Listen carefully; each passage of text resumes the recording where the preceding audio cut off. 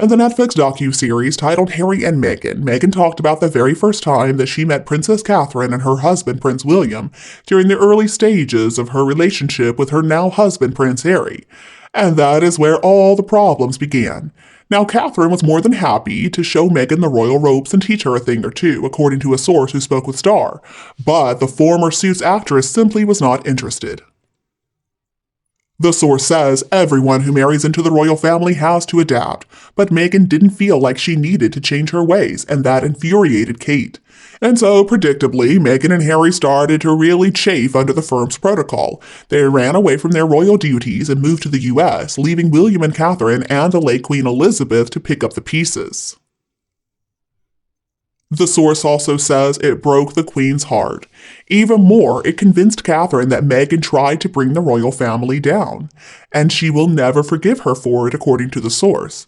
Catherine herself suffered a very difficult time after she got involved with Prince William. See, when Catherine and William were in university, now of course they have 3 children, Prince George, Princess Charlotte, and Prince Louis, but anyway, they briefly broke up before they got engaged in 2010, and Catherine was cruelly called Waity Katie by the UK press because she basically put her life on hold until William finally proposed. The source goes on to say Kate had to wait years and endure humiliating nicknames before William married her.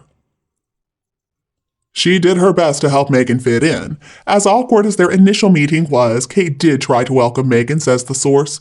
Kate's motto has always been, just smile and do your best. She told Meghan how things were properly done and what was unacceptable, and she would tell Meghan how she needed to fix things.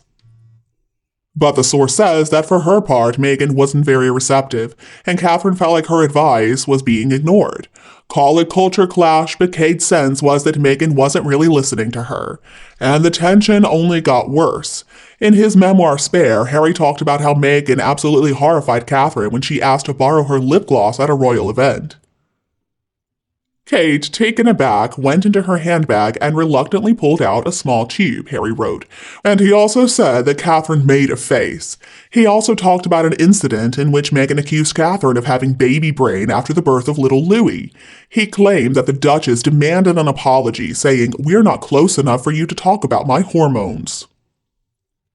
Harry also made the claim that William pointed right in Meghan's face and called her rude. But anyway, the source also says Kate was taken aback by Meghan's casualness. Clearly, Meghan had never taken the time to learn about the royal family's ways, or she had just ignored it. And of course, the two women got into quite the spat over Princess Charlotte's flower girl dress in the lead-up to Harry and Meghan's wedding. Later on, Meghan said in that shocking TV interview with Oprah that Catherine had made her cry, in spite of many reports to the contrary. And it is these types of revelations about life behind palace walls that have made Kate feel betrayed. You'll never hear Kate whining about this or that in public. It's just not something she would do, says the source. And understandably, she also has a problem with certain claims that Meghan and Harry have made publicly, including that the royal family is racist. Let's remember that Harry and Meghan claimed they were asked what their son Prince Archie's skin color would be like before he was even born. Kate would never address the claims publicly, but behind the scenes she's calling them lies, says the source. And most upsetting is that Catherine and William feel like Meghan and Harry are cashing in on their ties to the royal family, with things like Harry's memoir and also their deal with Netflix. The source also says the way they see it, Meghan's obsession with money seems to have rubbed off on Harry.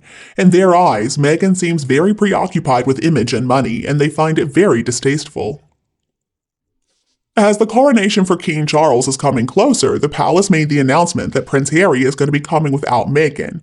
Some people are saying that Meghan's just staying at home in Montecito, California with Archie and Lilibet in order to celebrate Archie's 4th birthday, but the source also reveals that Meghan just prefers to avoid any scrutiny back in the UK. Let's remember that Harry and Meghan were booed at an event during the Queen's Jubilee just last June.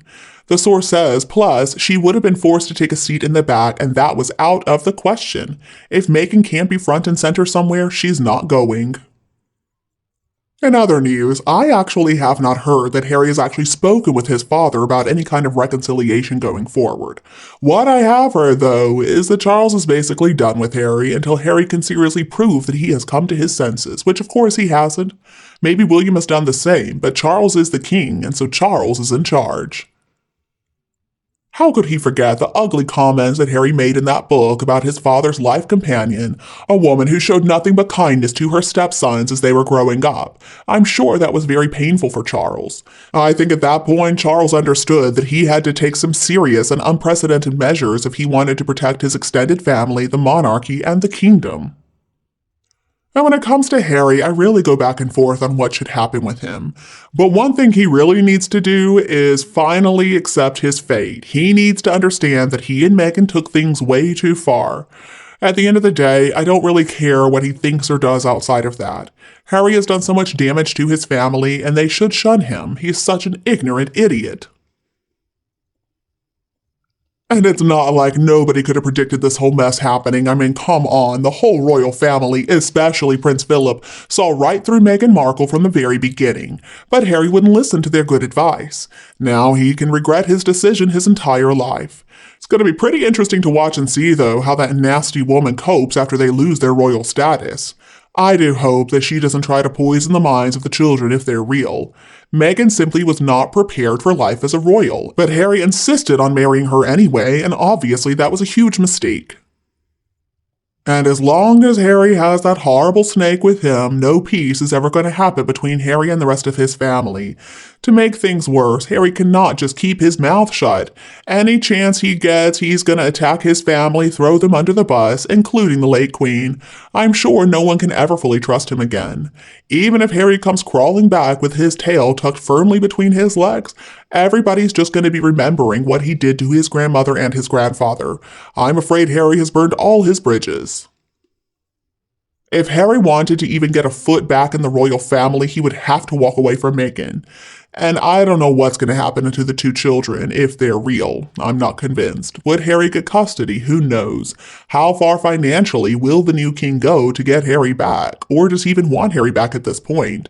Nobody really knows what the king thinks and feels. Now, supposedly, there are some rumors circulating that Charles is going to deal with the two of them after the coronation. That makes sense to me, because doing anything right after the funeral for the late Queen could be viewed as him not honoring any agreements that were made with the Queen, and doing it before the coronation, well, that would be even more distracting. It's better to just let them run their mouths and take care of everything after the ceremony is over. Then he can get down to business. And you, what do you think about Harry and Meghan? Please tell me your opinion below in the comments. If you think my video is useful, please remember to like and share it with anyone else who would love it anytime you want.